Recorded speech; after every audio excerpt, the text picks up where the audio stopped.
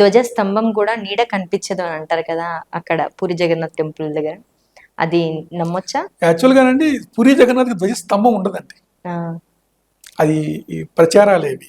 ఆహా. ఎందుకంటే మన దక్షిణ భారతదేశంలో ఉండే ఆలయాలకి ప్రత్యేక ధ్వజస్తంభం ఉంటుంది. నాగర శైలిలో, వేసర శైలిలో విమాన ధ్వజమని విమాన గోపురం మీద ధ్వజస్తంభం ఉంటుంది. ధ్వజం స్తంభం అంటే ఏంటంటే ఫ్లాగ్ పోల్, అంతే కదా, జెండా స్తంభం. అందుకే నార్త్ ఇండియా టెంపుల్స్ లోనూ మీరు చూస్తే ధ్వజ ఆ గోపురం మీద ఆ ధ్వజం ఎగురుతూ ఉంటుంది ఇప్పుడు. అవును కదండి, ఆ ధ్వజాన్ని ప్రతిసారి మారుస్తారు.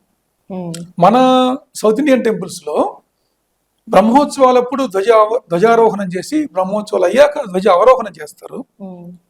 లేదా ప్రత్యేక ఉత్సవాలప్పుడు కూడా ధ్వజ అవరోహణం జరుగుతుంది, ఎందుకంటే దేవతాహ్వానానికి అన్నట్లుగా చేస్తారు.